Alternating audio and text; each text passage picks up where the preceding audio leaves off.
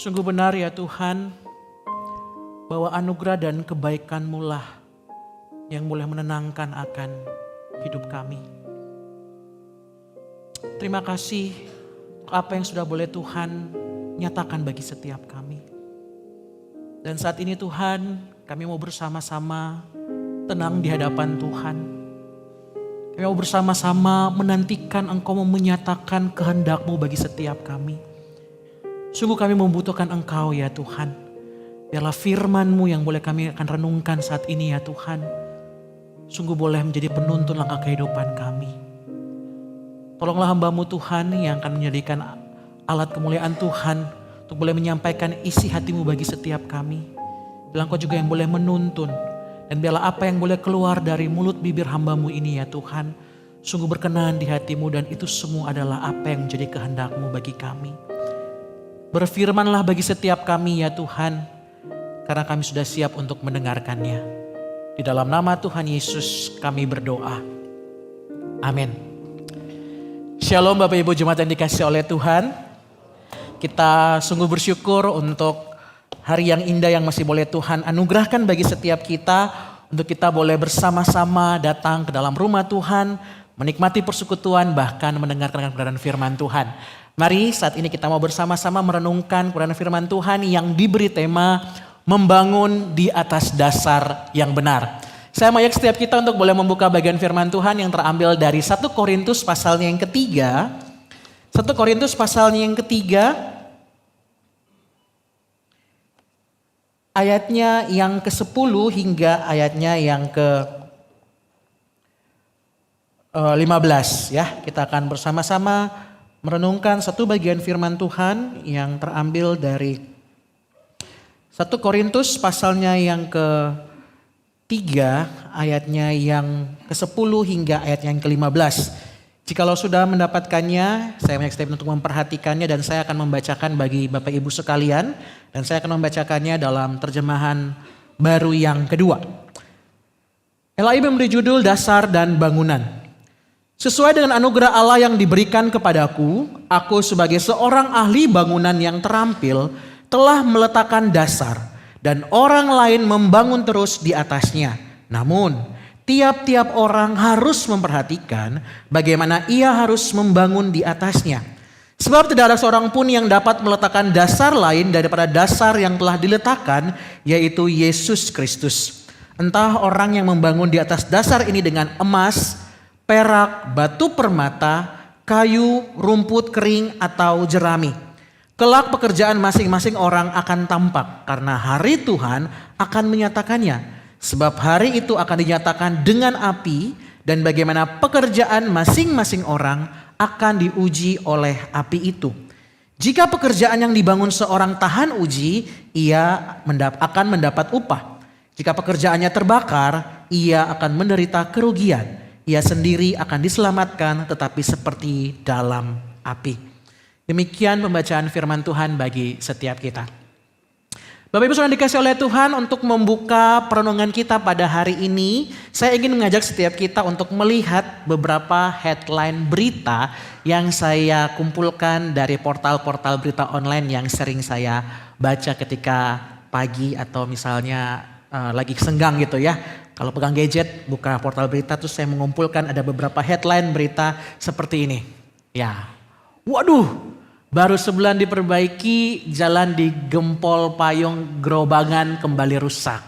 Begini penampakannya. Penampakannya nanti Bapak Ibu lihat di portal beritanya ya. Saya cuma ambil headline-nya saja. Seperti itu. Ada juga yang mengatakan bahwa ini kayaknya baru-baru, kayaknya tahun lalu gitu kan ya. Di Lampung kalau tidak salah ya, viral gubernurnya gitu kan ya.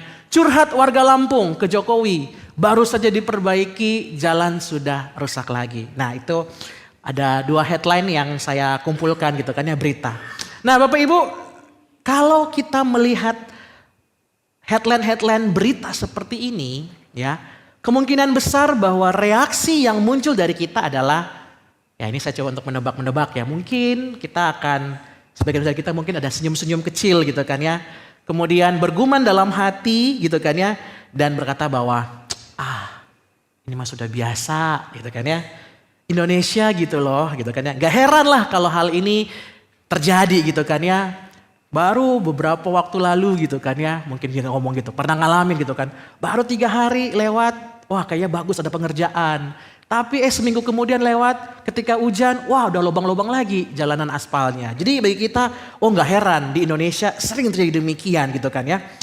Nah Bapak Ibu sudah dikasih oleh Tuhan, meski mungkin reaksi yang muncul demikian adanya saat kita melihat akan berita-berita seperti ini. Namun saya percaya Bapak Ibu, di balik rasa apatis ini juga tentu terbersit ada rasa kesal, bukan Bapak Ibu? Kita merasa marah terhadap kondisi yang demikian, terkhususnya pada kinerja pihak-pihak yang telah diberikan tanggung jawab dalam mengerjakan hal ini. Ya, apalagi mungkin di antara kita yang mungkin pernah mengalaminya, mungkin di lingkungannya gitu kan, wah happy, senang. Kalau misalnya jalan di depannya sudah di aspal, tapi nggak lama kemudian mulai menslok sana sini gitu ya Bapak Ibu ya. Kemarin waktu perjalanan retret ke Bedugul bersama dengan rekan-rekan majelis gitu kan ya, di mobil saya tanya, kok kalau misalnya begini gimana? Iyalah kesel lah. Masa Indonesia kok kayak begini selalu ya gitu ya. Ya kesel lah, dia kesel dengan keadaan seperti ini. Udah biasa tapi tetap kesel melihat apa yang terjadi gitu kan ya. Nah Bapak Ibu, mungkin kita akan merasa kesel. Duh, nih jalan baru dibetulin, rusak lagi. Tentu kita pasti berpikir gini, pasti dalam benak kita yang kita perkira adalah bahan yang digunakan pasti udah sesuai standar. Wah, pasti ada banyak korupsi di mana-mana nih. Makanya semuanya kayak gini gitu kan. Kerjaannya nggak beres. Dasar pemerintah gitu kan ya. Pasti akan keluar dalam benak kita seperti itu. Namun ketika Bapak Ibu saya membayangkan lebih lagi ya mengenai hal ini. Tiba-tiba jujur saya tertegun Bapak Ibu. Kalau dipikir lebih jauh, bukankah kita juga seringkali demikian dalam mengerjakan apa yang telah Tuhan nyatakan bagi setiap kita? Bukankah seringkali demikian juga kita dalam mengerjakan apa yang menjadi kehendak Tuhan bagi kita? Yakni membangun kehidupan kerohanian kita, bahkan juga kehidupan persekutuan kita sebagai warga gereja yang sudah Tuhan percayakan bagi setiap kita. Saya jadi berpikir Bapak Ibu, kalau Tuhan menilai kinerja kehidupan kita, apa yang sudah kita perbuat dalam membangun diri kerohanian kita maupun kehidupan kita sebagai warga gereja, apakah Ia puas dengan kita?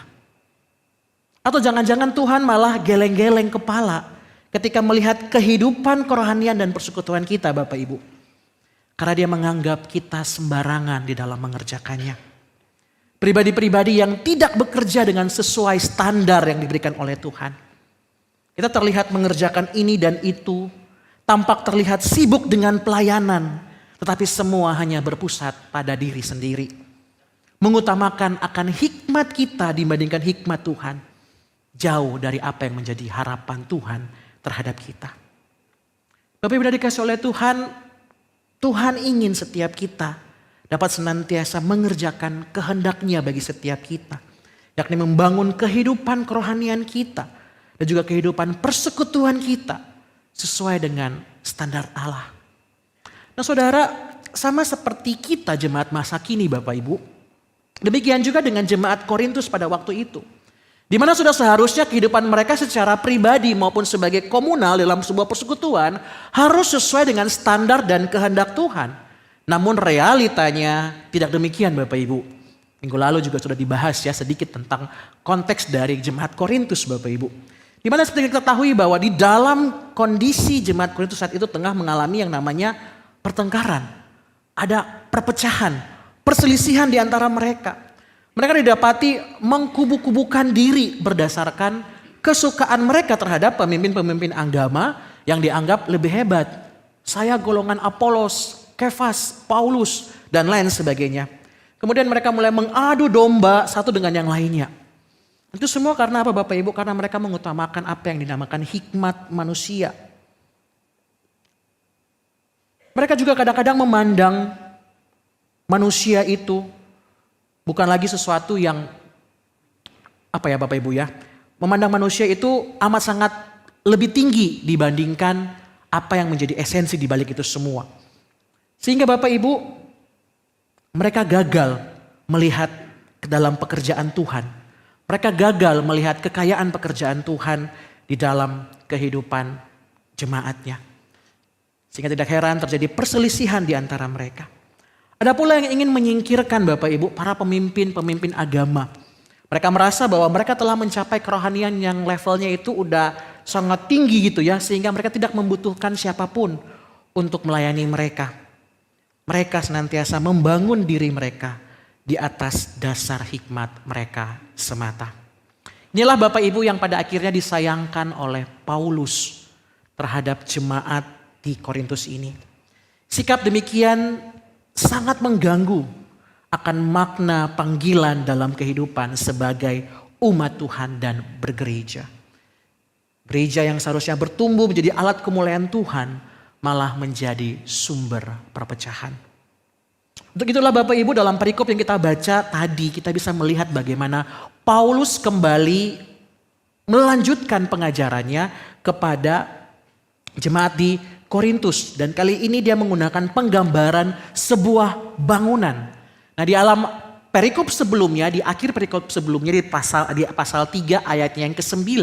Itu dikatakan bahwa kamu adalah bangunan Allah.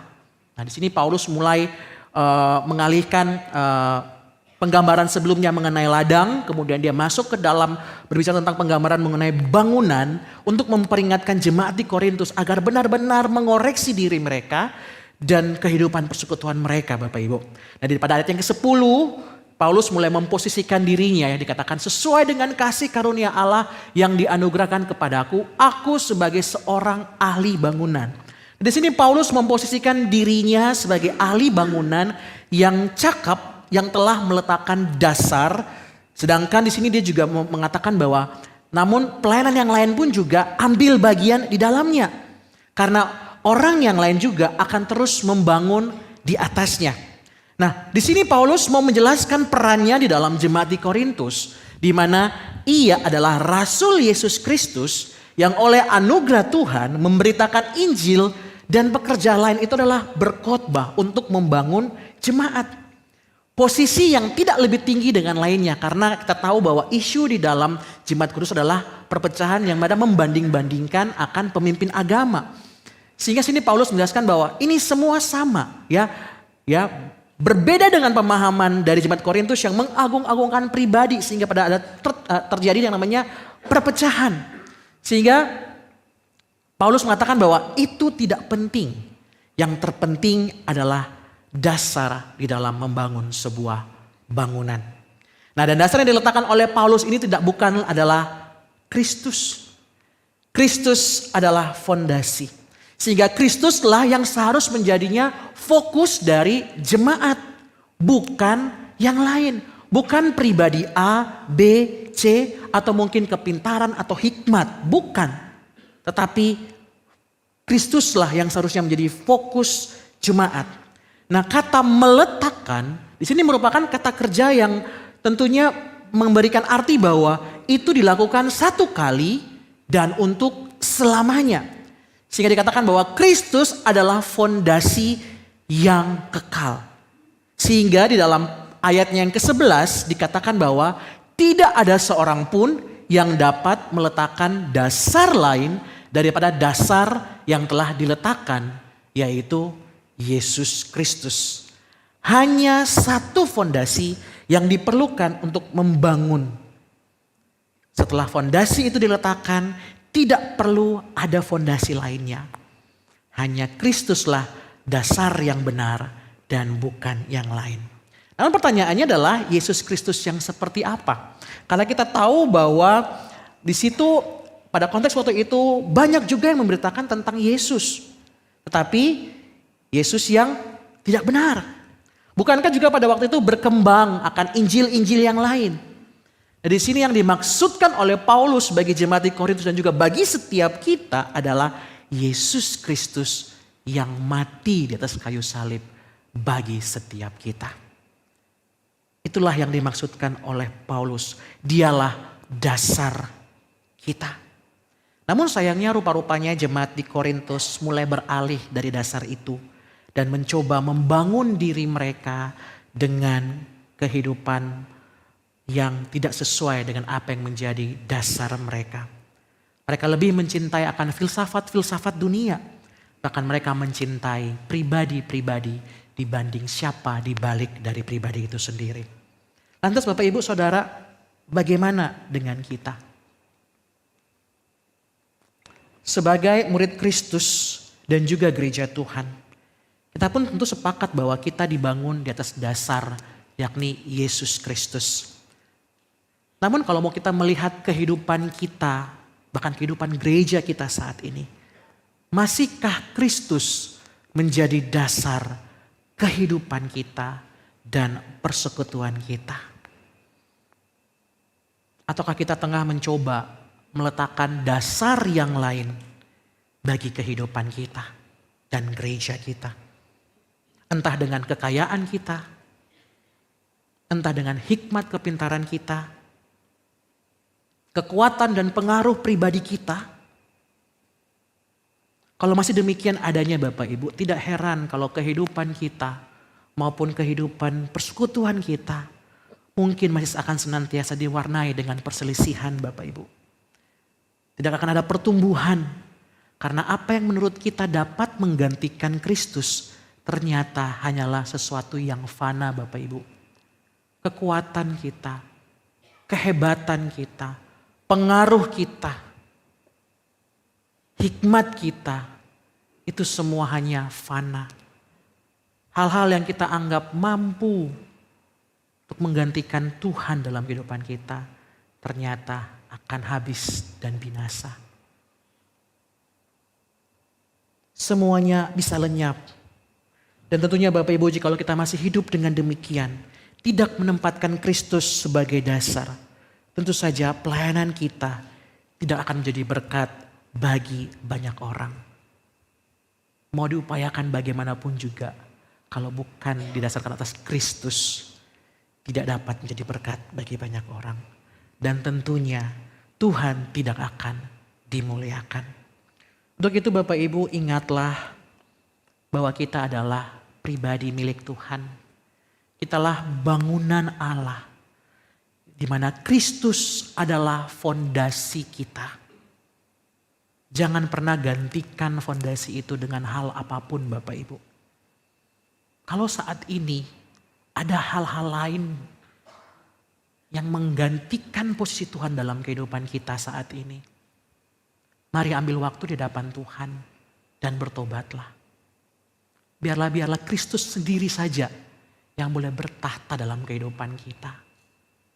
Biarlah Dia sajalah yang menjadi dasar kita membangun akan kehidupan kita, bahkan kehidupan persekutuan kita.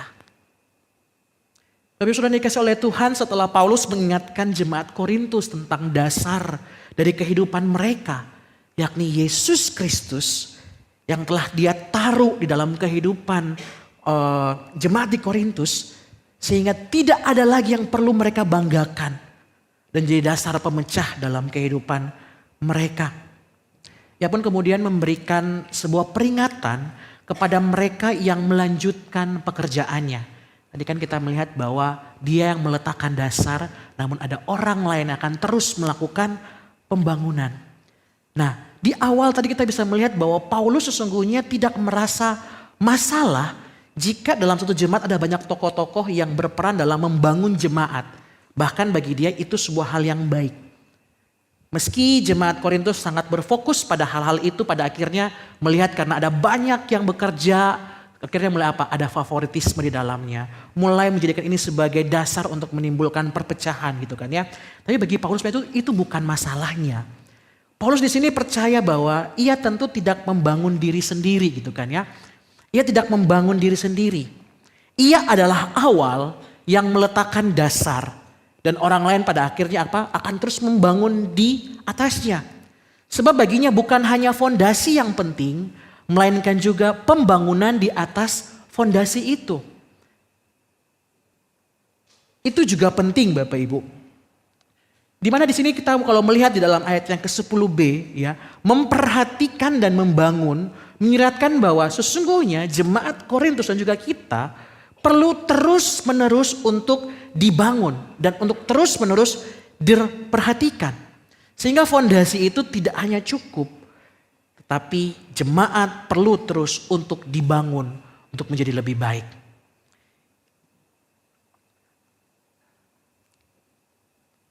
Jadi setelah menyatakan dirinya sebagai tukang bangunan Bapak Ibu, yang meletakkan fondasi sesuai dengan kasih karunia Allah dan penuh hikmat, Paulus lalu memberikan nasihat kepada setiap orang yang membangun di atas fondasi tersebut Bapak Ibu yang telah ia dirikan. Di mana dia mau mengatakan bahwa siapapun yang membangun di atas fondasi Kristus itu tidak menjadi soal Bapak Ibu ya. Tidak menjadi soal, tidak penting. Karena hanyalah pekerja gitu kan ya. Karena semuanya hanyalah pekerja. Namun yang terpenting adalah setiap orang, siapapun termaksud kita, harus memperhatikan bagaimana kita harus membangun di atas dasar yang telah diletakkan di dalam kehidupan kita. Bapak Ibu, bagaimanapun kita tidak boleh sembarangan di dalam membangun kehidupan kita Bapak Ibu. Dan salah satu aspek pembangunan yang ditekankan oleh Paulus di sini adalah jenis bahan yang kita pakai untuk membangun kehidupan kita di atas dasar yang telah diletakkan, yakni Yesus Kristus. Kita harus memperhatikan, kalau kita melihat di dalam ayat yang ke-12, kita akan melihat bahwa di situ Paulus sangat menekankan akan jenis bahan yang kita pakai. Kita harus memperhatikan akan ketahanan dari bahan yang kita pakai untuk membangun kehidupan kita. Di ayat yang ke-12 Paulus memakai ada sekitar 6 bahan. Ya, dan kalau kita melihat dan perhatikan dengan seksama, dari 6 bahan itu tuh akan terbagi menjadi 2 kelompok bahan. Ya, yang mana kelompok bahan yang pertama itu mewakili yang tahan lama. Bahan yang tahan lama, yang tahan uji. Yakni emas, perak, dan batu permata. Dan yang kedua adalah bahan yang tidak tahan lama atau tidak tahan uji, yakni kayu, rumput kering, dan jerami. Nah, terhadap penggambaran ini Bapak Ibu, kita tidak perlu mencoba untuk menafsirkan satu persatu arti dari masing-masing bahan ini gitu kan ya. Kita nggak perlu menggunakan pemahaman alegoris gitu kan ya, untuk pada akhirnya mencari tahu maksud emas ini apa, maksud perak itu apa dan sebagainya. Tetapi intinya dari sini adalah Paulus mau mengajak setiap kita bahwa penggambaran ini intinya terletak pada durabilitas terhadap ketahanan bahan yang dipakai. Apakah bahan yang kita pakai untuk membangun di atas dasar Kristus itu, apakah bahan itu adalah bahan yang tahan uji berupa emas, perak atau batu permata, ataukah bahan yang tidak tahan uji? Nah, maksudnya apa Bapak Ibu? Nah, maksudnya adalah daya tahan bahan ini sesungguhnya itu berkaitan erat dengan kualitas fondasi yang ada. Di mana kita tahu bahwa fondasi yang kokoh membutuhkan bahan bangunan yang tahan lama. Dan saat ini kita tahu bahwa fondasi kita adalah Yesus Kristus. Sehingga dalam kehidupan kita sudah seharusnya kita membangun dengan apa? Dengan bahan-bahan yang sesuai atau inline dengan dasar kita. Bagaimana kita sungguh-sungguh membangun akan kehidupan kita sesuai dengan apa yang diinginkan oleh Tuhan yang adalah dasar kita. Pekerja yang membangun dengan emas, perak, dan batu permata adalah pekerja yang sungguh-sungguh melakukan pekerjaannya sesuai dengan apa yang menjadi firman Tuhan. Seseorang yang mengerjakan firman Tuhan dengan sungguh-sungguh dan membangun akan sesamanya. Jadi bahan yang tahan uji adalah yang dimaksud dengan emas, perak, dan adalah sesuatu yang sungguh-sungguh dapat membangun sesama sesuai dengan apa yang menjadi firman Tuhan. Sedangkan sebaliknya Bapak Ibu, bahan-bahan yang tidak tahan, bahan-bahan yang tidak tahan uji adalah sebaliknya. Sesuatu yang berada di luar dari firman Tuhan. Sehingga Paulus mengatakan bahwa bangunlah ini dengan bahan yang baik. Mengapa Bapak Ibu harus dibangun dengan bahan yang tahan lama Bapak Ibu? Karena setiap bangunan pasti akan mengalami yang namanya waktu pengujian. Di ayat yang ke-13 dikatakan, sekali kelak waktu akan menunjukkan apakah suatu bangunan terdiri dari bahan yang baik atau bahan yang buruk. Dan waktu ini secara khusus merujuk kepada hari Tuhan, yaitu hari ketika Tuhan Yesus datang kembali dan menghakimi akan semua orang. Bapak Ibu sudah dikasih oleh Tuhan, kepada jemaat Korintus yang seringkali menilai orang berdasarkan prestasi, kemampuan, kecakapan yang dilihat oleh mata ini, Paulus mau mengatakan bahwa sekali kelak pekerjaan masing-masing orang akan tampak. Karena hari Tuhan akan menyatakannya. Sebab ia akan nampak dengan api dan bagaimana pekerjaan masing-masing orang akan diuji oleh api itu. Paulus menyatakan bahwa Tuhan adalah hakim yang paling berhak menilai setiap pekerjaan. Apa yang dibangun oleh pekerja akan diuji oleh Tuhan, Bapak Ibu. Manusia boleh saja mengevaluasi pekerjaan seorang akan yang lain, namun penilaian terakhir ada pada tangan Tuhan. Dimana pada akhir zaman, ketika Kristus datang kedua kalinya, setiap pekerjaan kita akan diuji oleh Tuhan. Tujuan pengujian ini Bapak Ibu bukanlah untuk menghukum Bapak Ibu. Bukan untuk menghancurkan atau memperbaiki.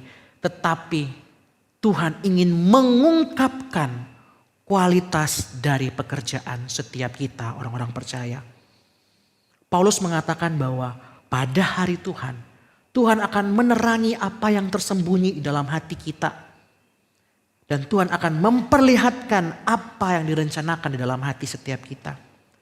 Maka tiap-tiap orang akan menerima upahnya.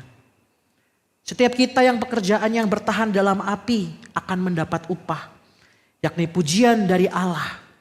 Baik sekali perbuatanmu itu, hai hambaku yang baik dan setia. Engkau telah setia dalam perkara yang kecil. Aku akan memberikan kepadamu tanggung jawab dalam perkara yang besar. Masuklah dan turutlah kebahagiaan Tuhanmu. Kerja Tuhan yang demikian akan mendapat pujian dari Tuhannya. Well done. Well done. Sedangkan Bapak Ibu, orang-orang yang tidak bekerja dengan sungguh. Yang membangun dengan bahan-bahan yang tidak tahan uji. Pekerjaannya dikatakan akan terbakar. Ia akan mengalami kerugian. Tetapi ia sendiri tetap diselamatkan. Tetapi seperti di dalam api.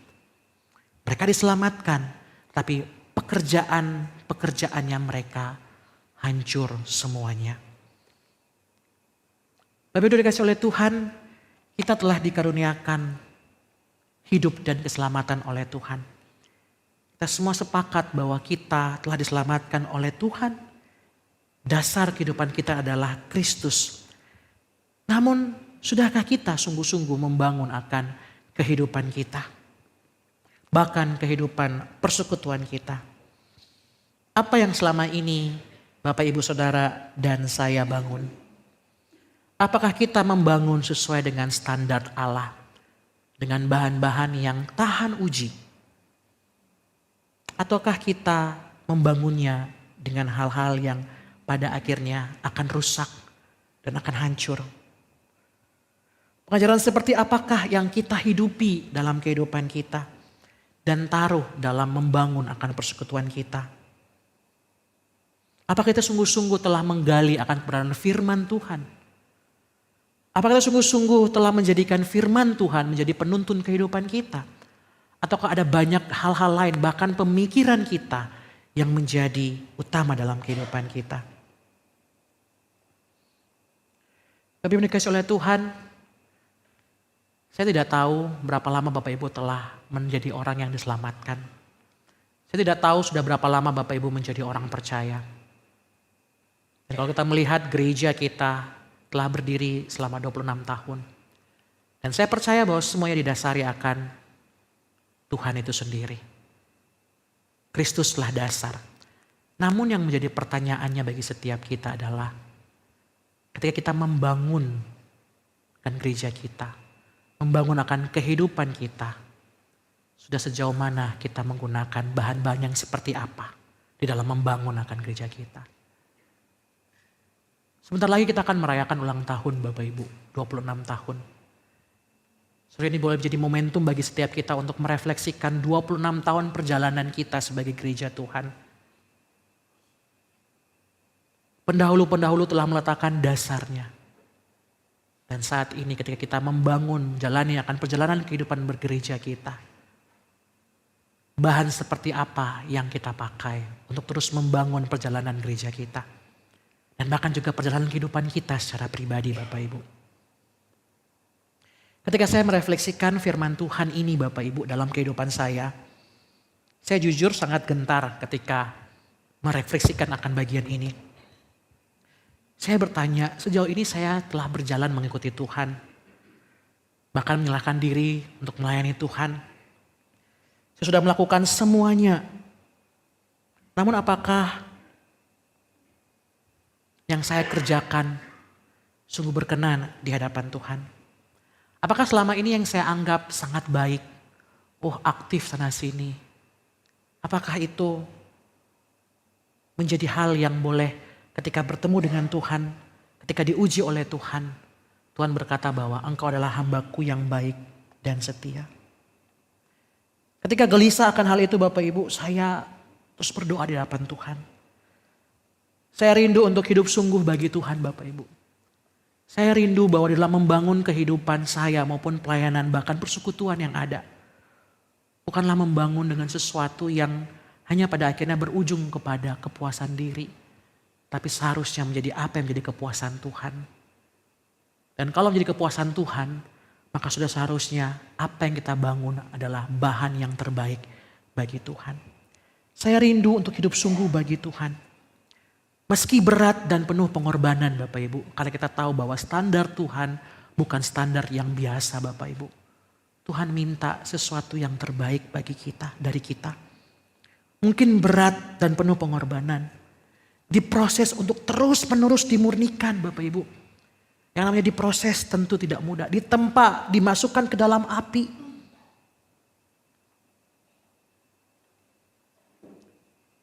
Namun dalam perenungan saya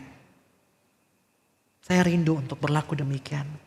Karena saya ingin membawa persembahan yang berkenan di mata Tuhan. Saya ingin sehingga pada akhirnya ketika berjumpa dengan Tuhan, Tuhan mengatakan, well done my servant. Saudara,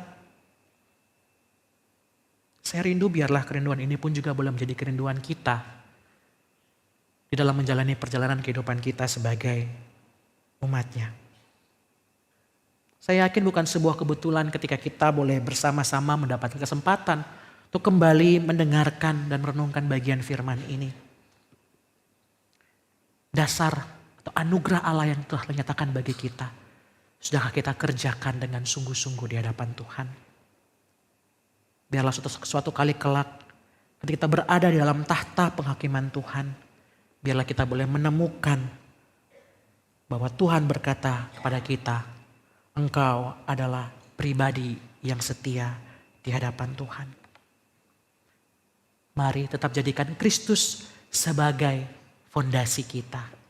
Dan bangunlah dengan bahan-bahan yang tahan uji. Yakni dengan firman-Nya. Itu marilah kita waspada untuk tetap menjadikan Kristus sebagai dasar kehidupan kita. Mari bangun hidup kita di atas dasar Kristus dengan hal-hal yang memuliakan Tuhan. Dan senantiasalah menaruh seluruh proses kehidupan kita kepada Tuhan. Dan mintalah Ia senantiasa mengoreksi akan kehidupan kita.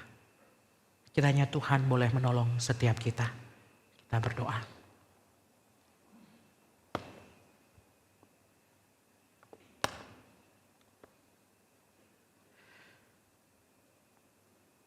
Tuhan, saat ini kami sungguh bersyukur pada waktu yang indah ketika Tuhan kembali menyatakan isi hati-Mu bagi setiap kami.